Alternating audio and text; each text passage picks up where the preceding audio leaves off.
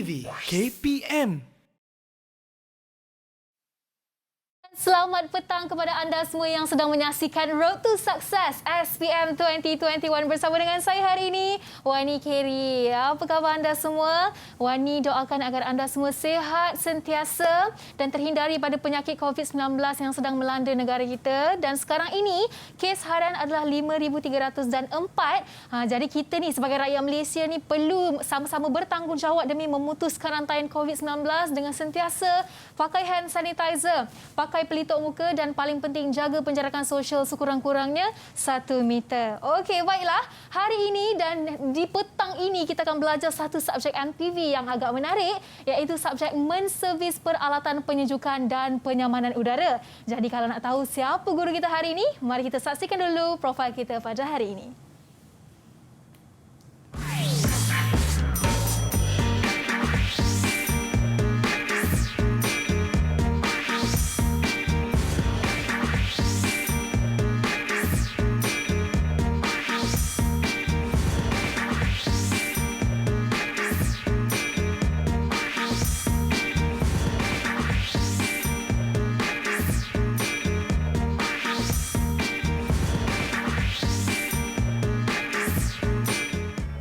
Mempunyai 13 tahun pengalaman mengajar dan kita bawakan ke studio bersama-sama dengan kita Cikgu Siti Nur Faridah dari SMK Kampar Perak. Assalamualaikum Cikgu, apa khabar?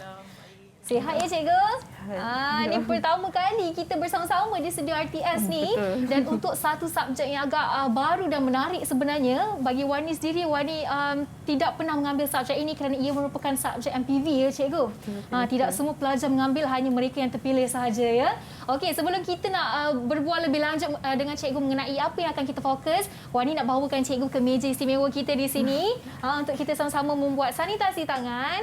Cikgu boleh pakai hand sanitizer dulu. Terima kasih.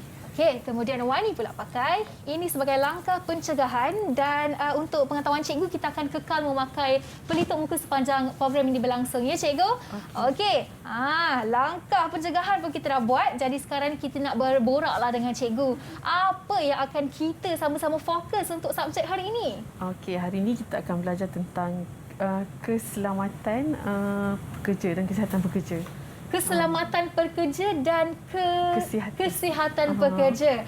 Itu merupakan satu faktor yang penting sebenarnya sebelum kita buat apa-apa pekerjaan sekalipun. Betul. Dan okey, Cikgu pun dah bagi tahu apa yang kita nak fokus. Jadi seperti biasalah, kita mesti nak dengar dulu pandangan calon mengenai subjek ini. Mari kita dengarkan.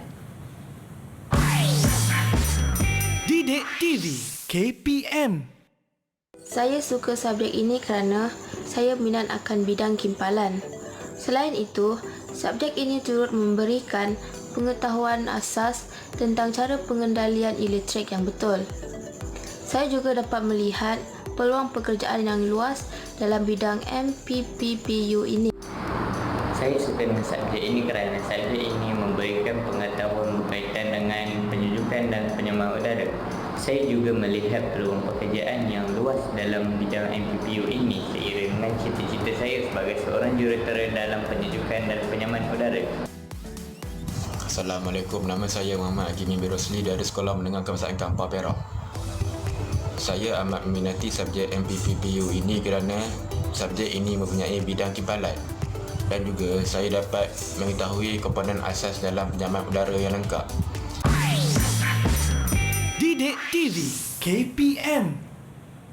Itu je, kita dah dengarkan rata-rata daripada mereka mengatakan bahawa subjek ini satu subjek yang agak menarik dan mereka ramai juga yang nak menjadi apa orang kata tu engineer. Betul. Engineer dalam bahagian elektrik ni Cikgu. Penyaman udara. Penyaman udara dan katanya ada melibatkan kimpalan namanya. Betul, ada buat kimpalan gas. Okey. Jadi kita nak tengok bahawa mereka betul-betul serius ni nak jadi engineer. Kita akan berkenalan dengan anak murid Cikgu sebentar saja lagi. Dan anda jangan ke mana-mana kerana kita akan bersama dengan Cikgu Faridah sebentar lagi dalam Road to Success SPM 2021. Didik TV KPM. Didik TV KPM. Bertemu kembali dalam Road to Success SPM 2021 bersama dengan saya Wani Keri dan masih lagi bersama dengan Cikgu Siti Nur Farida binti Hassan selaku Ketua Panitia NPV MPPPU. Dan Cikgu, kita bukan sahaja berdua dalam studio hari ini kerana kita akan sama-sama memanggil anak murid Cikgu yang akan bersama dengan kita selama 1 jam ini. Mari kita mempersilakan mereka semua. Assalamualaikum, selamat sejahtera. Apa khabar semua? Waalaikumsalam. Oh, okey. Jadi kita nampak di sini ada 1, 2, 3, 4, 5 orang pelajar lelaki dan seorang pelajar perempuan. Mana pelajar perempuan yang lain ni? Semua lelaki ramai hari ni. Okey, tak apa, tiada masalah. Yang penting mereka bersemangat untuk volunteer hari ini dan bersama-sama ikuti pembelajaran kita untuk subjek hari ini. Dan sekarang kita nak minta mereka untuk perkenalkanlah nama dan bagi tahu cita-cita anda. Kita mulakan dengan Fardin. Nama saya Fardin Aduka bin Rosli. Saya ingin cita-cita saya ingin menjadi pembaca akaun yang jaya. Okey, itu merupakan cita-cita Fardin. Apa pula cita-cita Iman? Nama saya Iman Zahikimi. Cita-cita saya menjadi seorang jurutera. Baik, Iman nak jadi jurutera. Seterusnya Hakimi pula. Nama saya Muhammad Hakimi bin Rosli. Cita-cita saya nak jadi jurutera. 2 cita-cita yang sama di sini. Dan seterusnya kita nak tanya Aiman.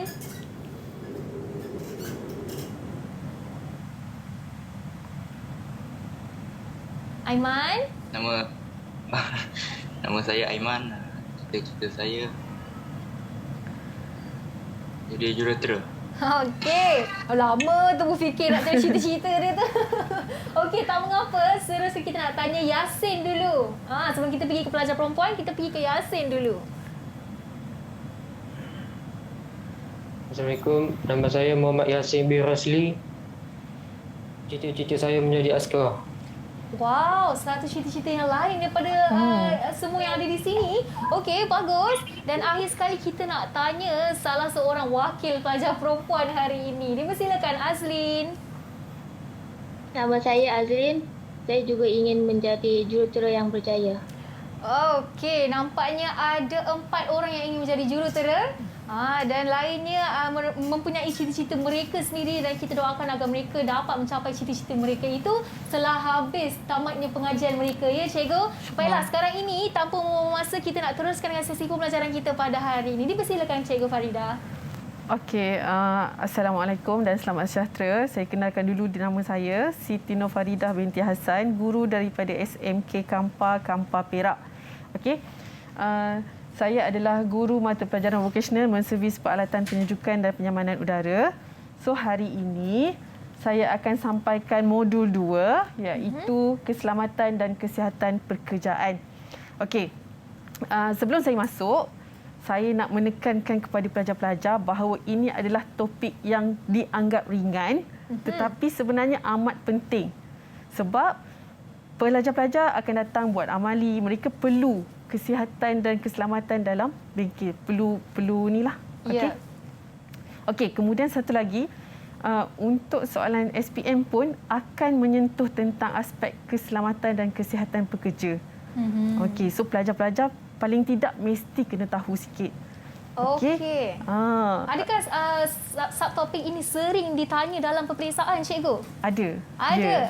Okey. Jadi semua kena fokus hari ini. Tapi soalan tu biasanya soalan akan merujuk kepada aspek pekerjaan, apa yang tengah dilakukan. Contohnya kimpalan gas. Jadi apakah aspek keselamatan yang perlu dilakukan?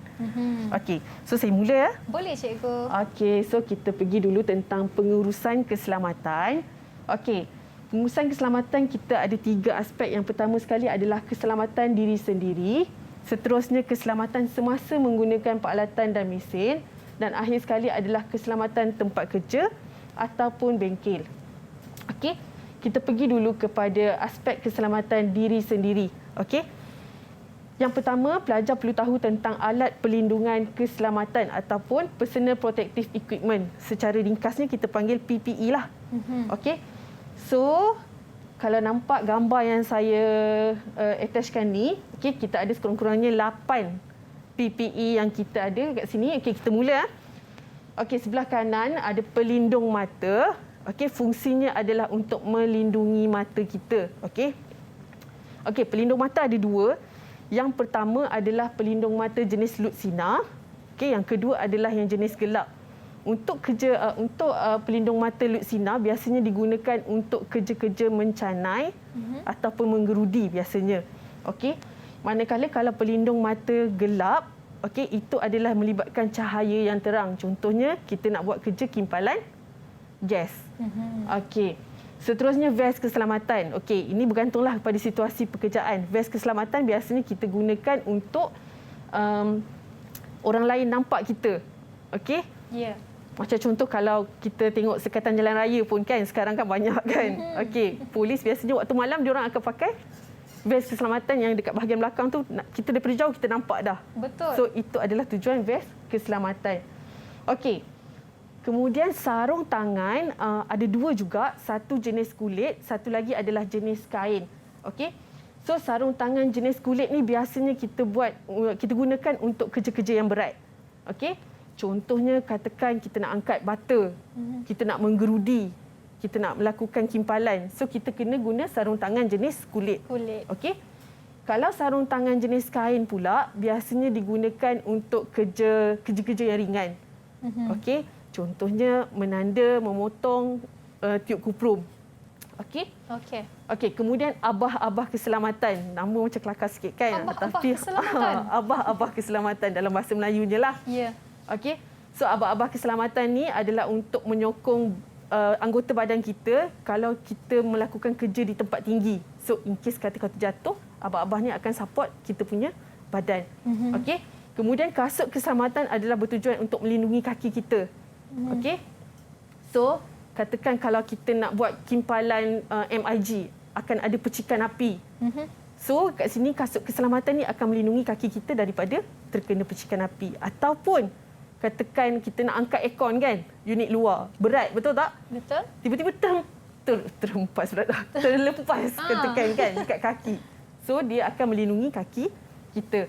Okey, seluar itu adalah yang asas lah. Seluar adalah takkan nak buat kerja pakai kain pula kan? Ya, betul, setuju.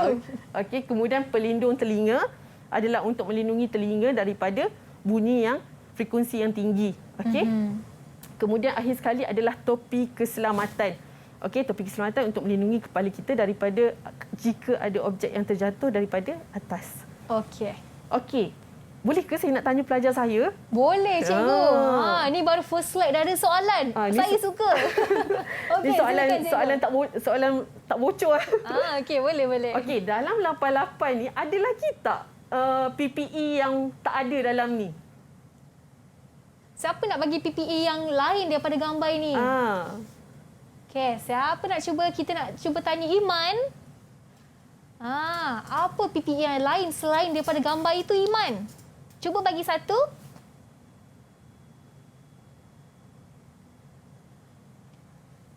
Kalau Iman masih berfikir, ada tak yang dah ada jawapan nak cuba jawab? Azlin ke nak cuba? Bagi satu je yang tak ada dalam gambar. Saya bagi. Siapa yang jawab tu? Siapa Aduka? Saya. Fadin. Aduka. Ya. Ya, Fadin. Apa jawapannya? Apron. Betul, apron.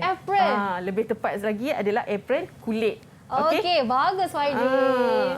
Okey. Ada satu lagi. Masa kita nak buat kimpalan gas, kita kena pakai apa? Apa lagi satu? Untuk kita lindungi bahagian muka kita. Apa nama benda tu? Okey, ni senang je. Siapa nak cuba? Apa untuk lindungi muka ni, cikgu? Boleh? Hin dia apa, cikgu? Hin dia? Dah terus bagi jawapan. Tak apalah, saya bagi jawapan terus okay, lah. Boleh, cikgu. Pelindung muka. Pelindung muka. Okey. So, kita pergi terus ya. Boleh. Okey, seterusnya keselamatan diri. kita pelajar perlu tahu apa yang boleh dan apa yang jangan. Okey. So yang pertama sekali, macam saya ajar tadi, pelajar perlu memakai pelindung keselamatan. Okey. Seterusnya, baca dan patuhi arahan kerja. Okey, dapatkan kebenaran guru. Nak buat apa pun dalam bengkel, mesti dapatkan kebenaran guru sebabnya keselamatan pelajar adalah keutamaan bagi guru. Betul. Okey. Okey, kemudian laporkan sebarang kemalangan ataupun kerosakan peralatan. Ni ada yang pelajar kadang-kadang rosak peralatan, dia orang takut. Tiba-tiba cikgu tengok dah rosak kan. Macam tu, biasa. Okey, kemudian apa yang tak boleh kita lakukan adalah yang pertama sekali, pakai pakaian yang terlalu longgar. Okey. Contohnya, nak kata pelajar pakai baju kelawar tak boleh lah pula kan. Okey, katakan pakai baju kurung yang besar. Okey, kemudian baju sekolah kan ada poket. Betul. Okey, berjalanlah dalam bengkel. Tiba-tiba tersangkut dengan apik G yang dekat meja tu. Okey, kalau baju tu koyak saja tak apa. Cuba bayangkan, tiba-tiba tersangkut, pelajar tu terjatuh, tersadung terjatuh.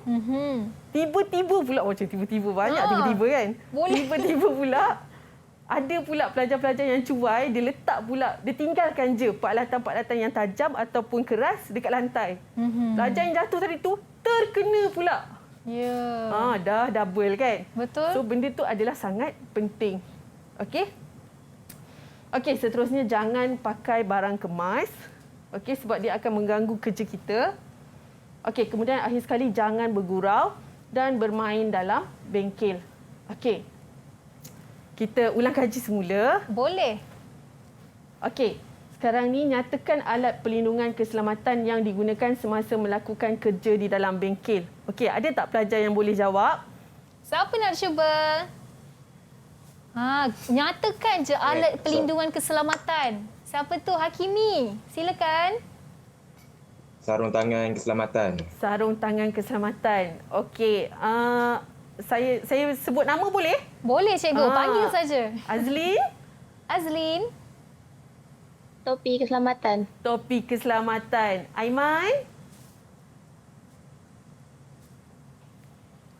Pelindung mata. Pelindung mata. Satu lagi. Yasin? Vest keselamatan. Okey, Vest betul. keselamatan. Vest keselamatan. Okey, ini antara jawapan-jawapan yang saya dah ajar tadi. Topi keselamatan, Pelindung mata, sarung tangan, kasut keselamatan. kasut keselamatan, abah-abah keselamatan. Okey. Seterusnya kita masuk kepada keselamatan penggunaan alatan dan mesin. Yang pertama sekali adalah baca arahan penggunaan alatan dan mesin. Okey, pastikan mesin dalam keadaan baik dan boleh beroperasi dengan sempurna. Pakai pakaian dan alat keselamatan diri yang bersesuaian. Okey, simpan semula alatan dan mesin di tempat asal. Kemudian kita lakukan penyelenggaraan berkala dan elakkan penggunaan alatan dan mesin yang tidak dapat beroperasi dengan sempurna.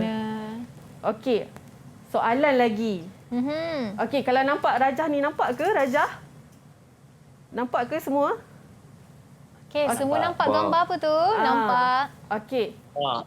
Saya bagi soalan ya. Yang pertama, berdasarkan rajah di atas, namakan alatan tangan tersebut.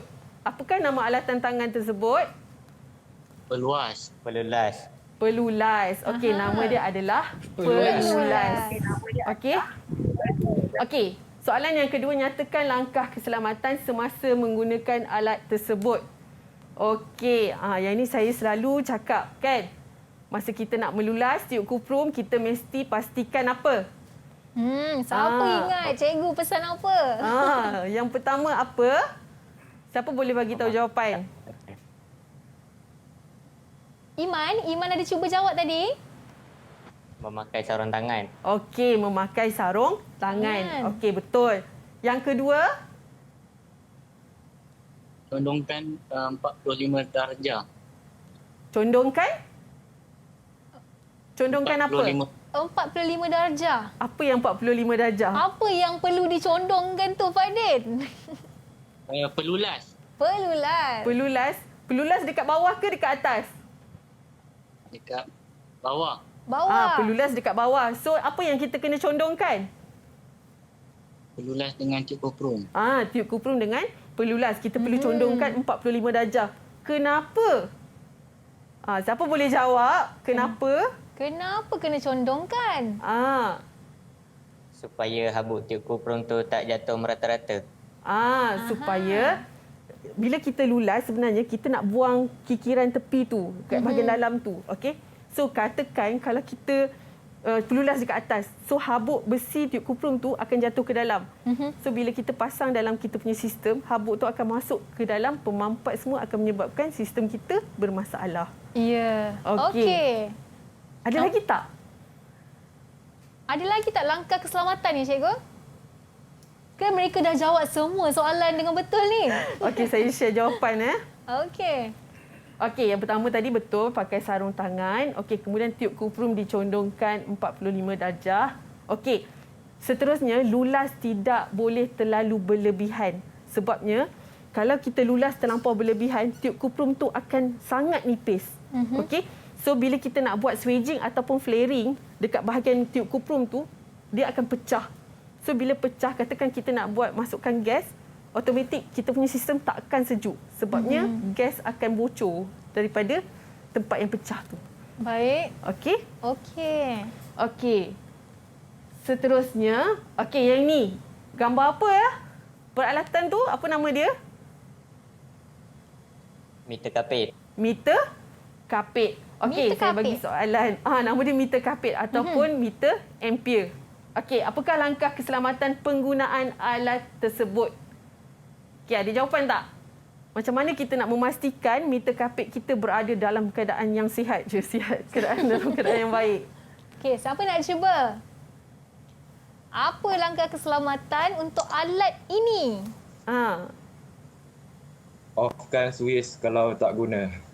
Betul. Kita kena offkan switch kalau tak guna. Okey, seterusnya ada lagi tak jawapan? Bagus ya, Kimi. Ada lagi? Azli nak tambah ke? Pastikan bateri dalam keadaan yang baik. Apa dia, Iman? Oh, ulang sekali lagi, Iman. Pastikan bateri dalam keadaan yang baik. Okey, pastikan bateri dalam keadaan yang baik. Betul, sebab meter ni menggunakan bateri. Satu lagi jawapan. Bagus, Iman. Satu lagi jawapan yang cikgu nak. Fardin? Julat perlulah lebih tinggi daripada itu. Apa? Lagi tinggi pada kuprum? Voltan. Voltan. Meter kapit nak ukur apa? Meter kapit kita nak ukur apa sebenarnya? Ukur apa, Fardin? Voltan ke? Betul ke? Arus. Ukur? Arus. Bagus, Azlin. Okey, Azlin dah tolong Fardin dah kat situ. Ukur arus. Okey. So, dekat sini saya bagi jawapan. Laraskan skala kepada julat yang tinggi sebelum mengambil bacaan arus. Okey. Kita ulang kaji balik macam mana meter pelbagai, meter kapit dan juga meter mega. Sama semuanya. Okey. Kita kena pastikan julat tinggi daripada bacaan. Okey. Contohnya katakan kita punya unit pisah.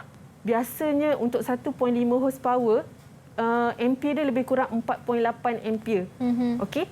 So kadang-kadang pelajar ni, saya minta pelajar cas bahan pendingin menggunakan kaedah ampere. So pelajar akan masukkan bahan pendingin menggunakan berpandukan meter kapit ni. Okey.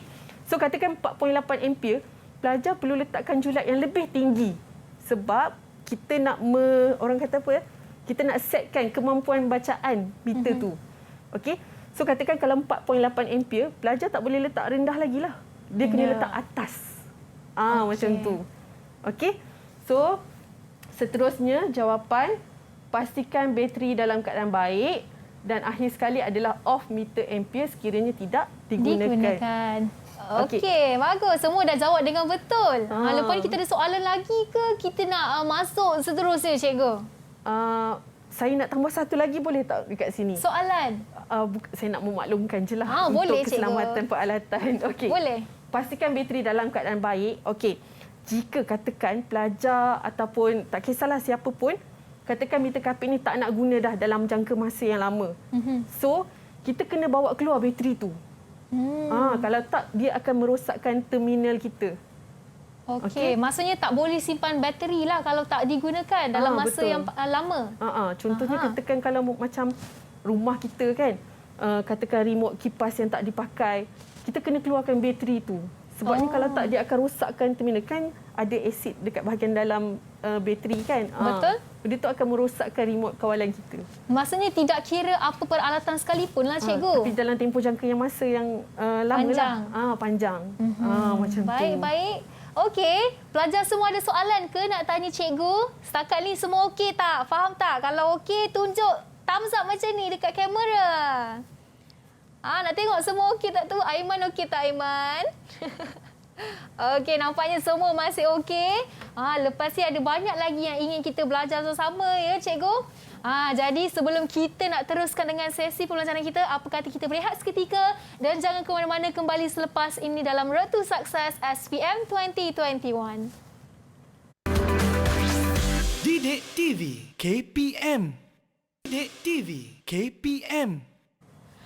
Bertemu kembali dalam Road to Success SPM 2021 bersama dengan saya Wani Kiri dan kita masih lagi bersama dengan Cikgu Siti Nur Farida serta 6 anak murid cikgu dari SMK Kampa Perak. Okey, pelajar atas salian, anda masih bersemangat tak ni nak jawab soalan untuk subjek hari ni?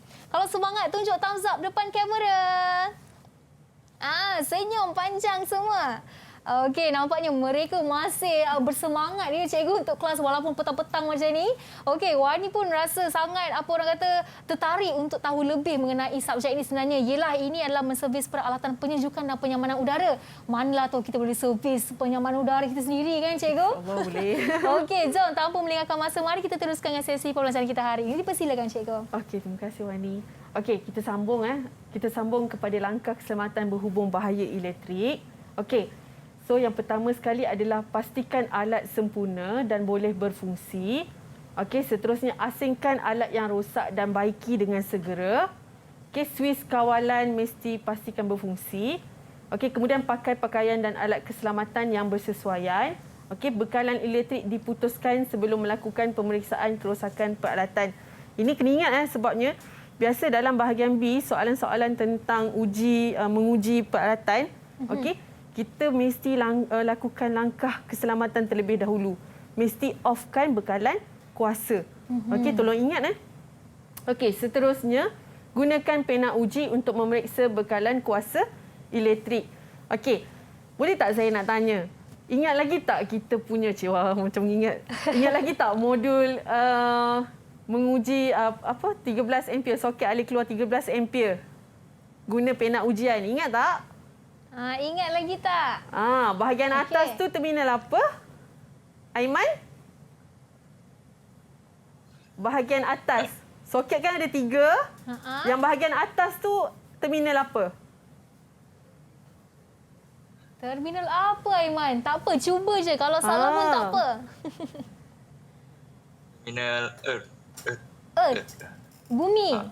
Betul. Terminal bumi. Okey, betul. Sebelah kanan kita ada suis kan? Apa terminal yang bahagian bawah sebelah kiri? Azlin boleh jawab? Okey, Azlin, bawah sebelah kiri. Terminal apakah itu? Live. Live? Live ke? Betul ke? Yang sebelah tu ke? Soket sebelah kanan, bahagian bawah kan ada 2, kiri dan kanan. Sebelah kiri. Kiri. Neutral. Terminal? Neutral. Okey. So, automatik yang sebelah kanan adalah terminal. Terminal apa, Yasin? Yasin. Live. Terminal live. Okey. Okey, bagus. Adakah anda masih ingat yang mana satukah pena ujian kita, LED pena ujian akan menyala? Terminal mana? Live. Terminal live. Bagus, Iman. Okey. Semua masih ingat, cikgu. Cemerlang. Kagum saya dengan mereka. Okey, kita terus ya. Okey, seterusnya rawatan kecemasan. Yang ini penting walaupun bukan dalam bengkel kita pun kita boleh aplikasikan di rumah. Okey? Ya. So, dekat sini kita kenal dulu jenis kemalangan. Ada 4. Yang pertama adalah luka kecil, melecur, sesak nafas dan akhir sekali adalah kejutan elektrik. Okey, kita pergi kepada luka kecil. Okey, langkah yang pertama untuk luka kecil adalah bersihkan darah dengan air bersih. Kemudian yang kedua, kita cuci bahagian luka dengan cecair pencuci luka.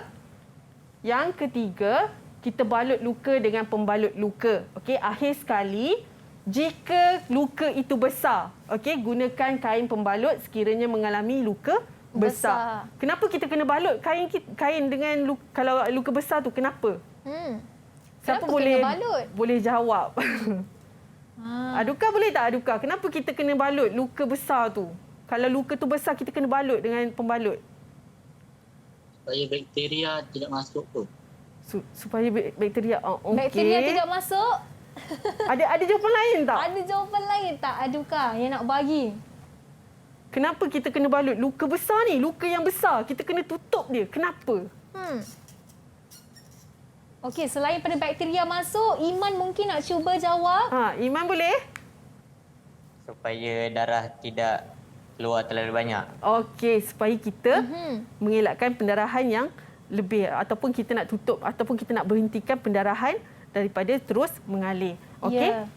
Seterusnya kita pergi kepada melecur. Okey, langkah yang pertama, kita perlu siramkan tangan dengan air yang bersih. Yang kedua, tuamkan dengan air batu sehingga berasa kurang sakit. Okey. Seterusnya, sapukan krim khas pada kawasan yang melecur bagi meredakan kesakitan. Okey, akhir sekali adalah balut bahagian melecur dengan berhati-hati. Okey, seterusnya sesak nafas. Okey. Okey.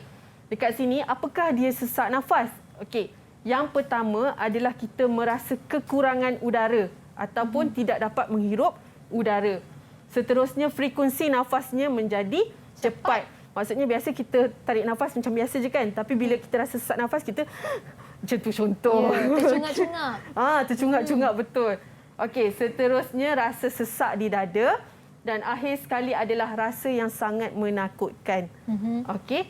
So macam mana kita nak bantu? Okey, langkah-langkah untuk membantu mangsa sesak nafas. Okey, kita ada 5 langkah bagi membantu mangsa sesak nafas. Okey. Yang pertama, kita perlu bawa mangsa keluar dari tempat yang berbahaya. Okey. Kemudian pastikan kawasan sekeliling adalah selamat untuk memberikan bantuan kecemasan. Okey. Biasanya kalau ada jadi macam ni kan, masyarakat kita biasanya akan buat apa sebenarnya? Mestilah akan ambil video dulu, cikgu. Kan. So benda tu sepatutnya kita kena ubah. Okey. Lepas tu satu lagi, kadang-kadang contoh kat sekolah kan, kawan katakan luka. Member yang ambil berat ni semuanya akan berkerumun biasanya. Akan tutup laluan udara tu sebenarnya. Jadi itu adalah tindakan yang salah sebenarnya. Okey.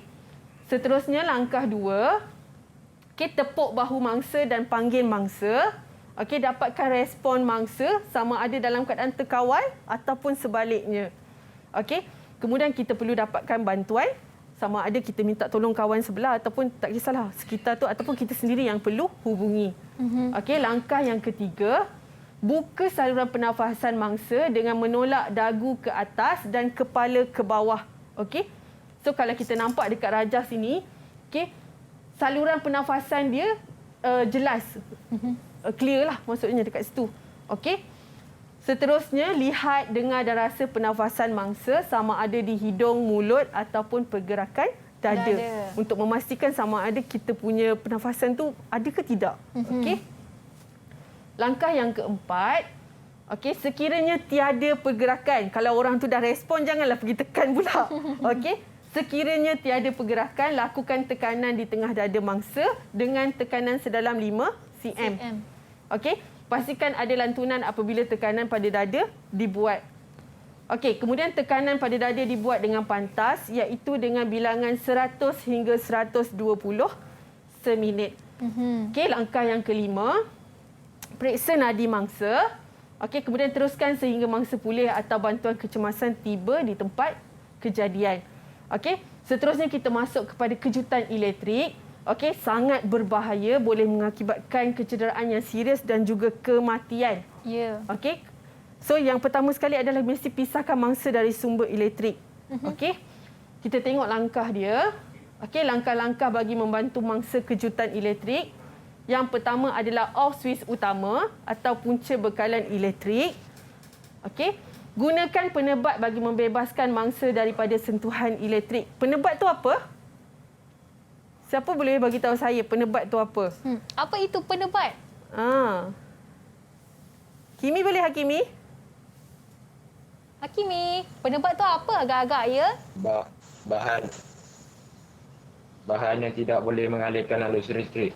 Ya, betul. Bagus, Bahan yang Hakimi. tidak boleh mengalirkan arus elektrik. Okey, sebabnya mangsa masih jika adalah mengalirkan arus elektrik. So kalau kita pegang tanpa penebat, arus elektrik tu akan transfer ke badan kita. Okey. Seterusnya, bawa mangsa ke tempat yang selamat. Berikan bantuan pernafasan sekiranya mangsa tidak sedar, dan akhir sekali adalah bawa mangsa ke hospital dengan segera. Okey. Saya terus Ya. Okey, kita masuk kepada punca dan kaedah mencegah kebakaran. Punca yang pertama adalah litar pintas. Okey. So dekat sini kita kena pastikan pendawaian dilakukan oleh mereka yang berkelayakan. Okey, jangan panggil suka-suka hati orang. Kita kena pilih sertifikat dia, semua kita kena tengok. Okey. Kemudian dilakukan mengikut garis panduan yang ditetapkan. Okey, kemudian elakkan pendawaian dan penyambungan tambahan yang tidak mengikut spesifikasi serta melebihi had arus yang dibenarkan. Contoh, kita ada extension, betul tak? Betul. Okey, daripada soket alih keluar 13 ampere tu, kita pasang extension, kemudian kita sambung pula periuk nasi. Kita sambung lagi apa? Semua yang ada voltan tinggi. Betul, beban semua tu kan. Okey, benda tu boleh mendatangkan kebakaran. Okey. So dekat sini kita kena tahulah 13 ampere jangan lebih daripada arus tu. Tapi kalau boleh, make sure dalam keadaan selamat lah. Jangan tarik daripada depan sampai belakang rumah. Contoh. Ya. Tak boleh. Okey. Seterusnya, punca yang kedua adalah mesin yang tidak diselenggarakan. Okey, so kaedah mencegah, pastikan peralatan yang hendak digunakan dalam keadaan sempurna, berfungsi dengan baik. Manakala peralatan yang rosak perlu dibaiki dan diselenggara dengan segera. Okey. Punca yang ketiga adalah percikan api daripada mesin. Okey, kalau nampak dekat sini, ini adalah kerja kimpalan ataupun TIG, MIG, tak silap saya. Okey, pastikan bahan mudah terbakar tidak berada di kawasan kerja. Okey, sebabnya bila ada percikan api terkena dengan bahan mudah terbakar boleh mengakibatkan kebakaran. Ya. Okey, seterusnya bahan mudah terbakar. Okey, kalau kat sini contoh tina. Langkah pencegahan adalah pastikan bahan mudah terbakar disimpan di tempat khas dan selamat. Okey, contohnya adalah minyak, cat dan juga pelarut. Okey, seterusnya alat pemadam api mengikut kelas. Okey, boleh ingat tak? Okey, tengok dekat sini klasifikasi kebakaran. Okey, ada A, kelas B, C dan D di mana punca kebakaran adalah berbeza. Maksudnya, kita guna alat pemadam api jenis A untuk kebakaran apa. Semua pelajar kena tahu. Okey. Kalau klasifikasi kebakaran kelas A, dia adalah punca kebakaran daripada benda yang padat. Maksudnya apabila terbakar dia menjadi abu. Okey, ataupun arang. Contoh dekat sini kertas, kayu, kain, plastik dan juga getah. Okey. B pula adalah cecair atau gas, iaitu cat, tina dan juga tabung LPG. Tabung LPG tahu tak? Tabung LPG siapa tahu? Apa tu? Siapa tahu? Cuba bagi tahu apa yang anda tahu. Yasin tahu tak tabung LPG tu apa? Yasin nak cuba? Tabung LPG. Tabung gas lah. Tabung gas. Contoh kat rumah kat mana? Kat mana tu? Oh, betul. Dapur. Dekat dapur. Okey, tong gas yang kita nak masak tu kan? Okey, bagus Yasin. Okey, seterusnya C, elektrik, iaitu kabel elektrik. Okey, panel elektrik, pemanas. Okey, kalau panel elektrik ni, biasanya contoh kata kita masuk dalam satu kawasan taman, pernah nampak tak orang kerja TNB contohnya, buka satu box yang dalam tu ada nampak wire penuh? Ya. Itu antara contoh-contoh panel elektrik. Panel elektrik. Okey, pemanas pula adalah peralatan yang menggunakan pemanas lah. Contohnya iron, okey. Apa lagi? Apa orang panggil tu penggulung rambut. Ya, betul. Cerik elektrik. Okey, itu adalah yang menggunakan pemanas. Okey. Manakala kelas D pula adalah logam. Okey. Punca kebakaran antaranya adalah bahan panas hasil daripada sisa kimpalan. Okey, kemudian mesin EDM okey, dan juga logam cair. Mesin EDM ni apa? Mesin EDM. Apa Ha. tu? Bukan ATM ya, EDM. EDM. Siapa tahu mesin EDM tu apa? EDM tahu ke? Kalau tak tahu, cikgu yang pandai ni nak bagi tahu. Nampaknya mereka perlukan cikgu untuk bagi tahu. Okey, cikgu. saya bagi tahu. Mesin EDM ni sebenarnya adalah mesin yang digunakan untuk potong bahan besi. Okey. So apabila proses pemotongan tu berjalan, sebenarnya dia akan keluarkan percikan api. Aha. So daripada situlah boleh menyebabkan berlakunya kebakaran. Faham? Okey. Okey, baik cikgu. Nampak cikgu dah terangkan klasifikasi kebakaran jenis A, B, C dan D. Nak tanyalah cikgu, kalau macam untuk rumah kita, apa yang paling elok untuk kita simpan alat pemadam api tu? Sebenarnya ada satu lagi pemadam api yang memang ada untuk semua kebakaran. Dia tulis kat situ A, B, C dan D. Masuk semua sekali? Betul, ada. Okey, saya lupa pula yang tu. Okey, tak apa. Nanti kita sama-sama search apa yang sesuai untuk simpan dekat rumah. Penting juga kan cikgu kena ada satu. Betul. Kenderaan pun perlu ada. Dalam kenderaan? Ya. Okey, baik. Contohnya kebakaran yang kan ada kes kenderaan yang terbakar kan. Sebenarnya kita perlu ada satu dekat dalam kenderaan. Okey? Okey. Boleh Mari terus kita ya? teruskan cikgu. Okey, seterusnya. Okey, cara penggunaan alat pemadam api. Okey. Tolong ingat 4 huruf iaitu R, A, S, S. Okey, R, A, S, S. Okey. So, apakah R? Okey, R adalah untuk rotate. Okey. So, langkah pertama adalah pusing pin untuk memecahkan kunci keselamatan sebelum mencabut keluar pin tersebut. Okey. Kemudian A, aim. Okey, target kita. Okey, halakan muncung alat pemadam api sekurang-kurangnya pada jarak 2 meter dari punca api. So, kalau kita nampak kat sini, kita kena tahu fokus kita punya punca api. Okey. Langkah yang ketiga, squeeze. Okey. Tekan pemicit alat pemadam api dan lepaskan picu untuk berhenti. Maksudnya, kalau kita masih nak padamkan api tu, kita kena masih terus tekan. Okay, jika nak berhenti, baru kita lepaskan. Okey. Akhir sekali, iaitu sweep. Okey, halakan muncung alat pemadam api tersebut kiri dan ke kanan. Okey, jangan satu je. Tak pergi manalah benda tu kan. Okey, boleh ingat tak? Saya ada soalan ni. Boleh ingat tak 4 je? 4 je. Okey, kita pergi. Saya bagi soalan Okey, siap sedia semua. Okey, susun langkah-langkah bagi penggunaan alat pemadam api pada jadual di bawah dengan turutan nombor 1 hingga 4. Okey. Yang pertama, jawapan halakan muncung alat pemadam api sekurang-kurangnya pada jarak 2 meter dari punca api. Tekan pemicit alat pemadam api dan lepaskan picu untuk berhenti. Pusingkan pin untuk memecahkan kunci keselamatan sebelum mencabut keluar pin tersebut. Jawapan akhir, halakan alat pemadam api tersebut ke kiri dan ke kanan. So, langkah yang pertama, yang mana satu tu? Boleh bagi tahu saya? Langkah yang pertama, yang mana satu? Siapa nak jawab? Mana satu? Okey, Aduka boleh cuba. Langkah pertama yang mana satu?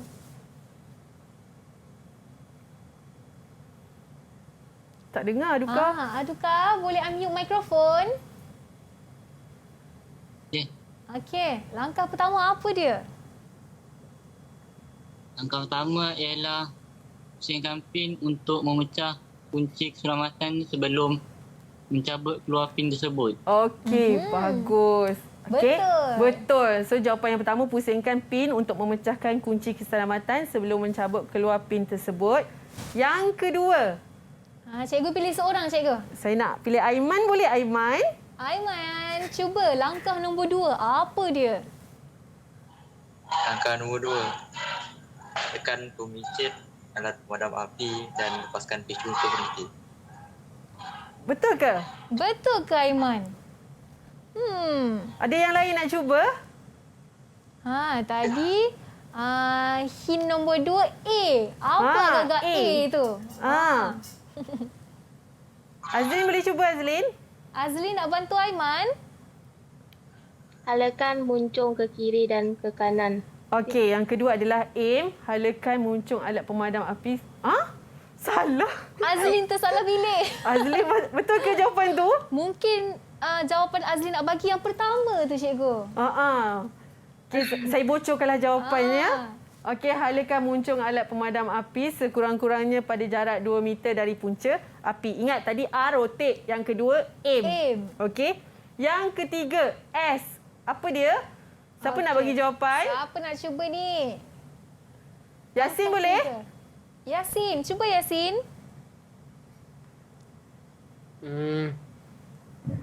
Ada 2 pilihan je jawapan yang akhir. Ketiga, Hindia S.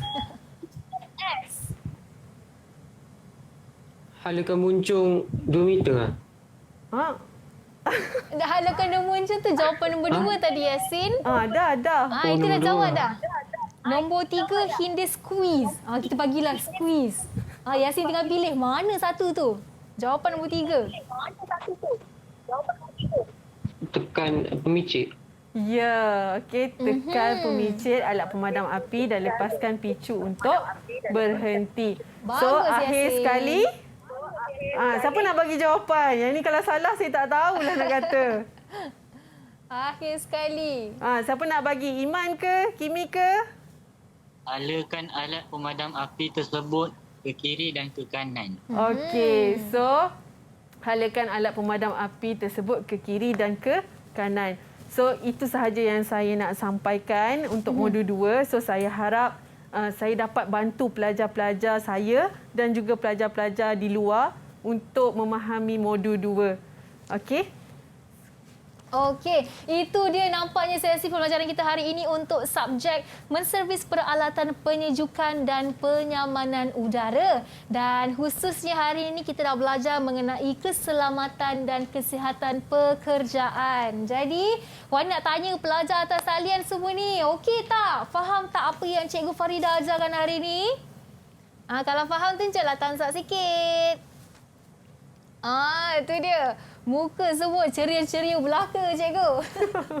Okey, memandangkan mereka masih lagi dalam proses ulang kaji untuk menduduki SPM tak lama lagi, cikgu. Mungkin cikgu boleh beri pesanan kepada anak murid cikgu yang sedang menonton di rumah dan juga di atas talian ni, cikgu. Okey, memandangkan kita masih lagi dalam proses PDPR. Okey, saya sangat mengharapkan pelajar-pelajar saya maupun pelajar-pelajar yang lain, tolonglah bagi bekerjasama untuk guru-guru anda dalam menjayakan proses PDPR. Okey?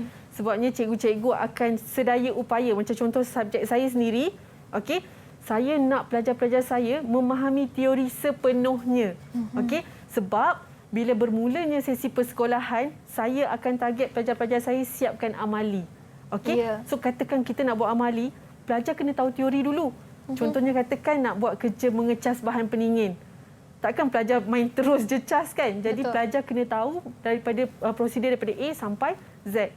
So dekat situ, waktu PDPR ni, memang semua cikgu-cikgu akan tekankan semua teori-teori yang pelajar perlu lakukan. So saya harap semua pelajar-pelajar bagi kerjasama. Okay? Ya. Jadi hari ni cikgu lebih kurang kita membuat teori lah ni kan, cikgu? Betul. Jadi bila persekolahan sudah pun dibuka nanti, jadi mereka dah tahu dah cara keselamatan kesihatan pekerjaan ni. Betul. Jadi Kak Wani nak ucapkan terima kasih banyak kepada semua anak murid dari SMK Kampar Perak. Kita ucapkan terima kasih kepada Fardin Aduka, Yasin, Azlin, Aiman, Muhammad Hakimi dan juga Iman Zul Hakimi kerana menjadi anak murid yang sangat sporting dan committed hari ini. Kak Wani doakan agar anda berjaya mendapat markah yang cemerlang dan buatlah Cikgu Faridah anda bangga dengan kejayaan anda dan juga ibu bapa anda. Okey? Alright, terima kasih juga diucapkan kepada Cikgu Siti Nurfaridah Binti Hassan selaku Ketua Panitia MTV NPPPU dan terima kasih anda yang menonton hari ini. Kita jumpa lagi pada episod akan datang hanya dalam Road to Success SPM 2021. Dari saya, Wani Kerry. Bye-bye. Assalamualaikum.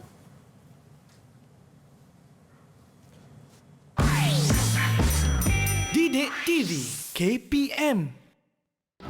Assalamualaikum warahmatullahi wabarakatuh dan salam sejahtera buat semua calon SPM 2021. Saya Puan Khairul Anissa binti Khairuddin, Pengetua SMK Kampar ingin mengucapkan selamat maju jaya, selamat meneruskan misi perjuangan menghadapi peperiksaan SPM 2021 dalam suasana pandemik COVID-19. Okay, semoga kekal positif, kekal bersemangat. Fikirkan boleh, pasti boleh. Saya Nur Azli Bengtan, bapa kepada Iman Zul Hakimi, mengharapkan anak saya yang akan menduduki SPM pada tahun ini dapat memberikan komitmen sepenuhnya kepada pembelajaran yang diikutinya. Kerana keadaan begitu sukar sekarang ini, bagaimana keputusan pada akhirnya nanti terpulanglah pada rezeki beliau. Yang penting usahalah sesempurna yang mampu olehnya.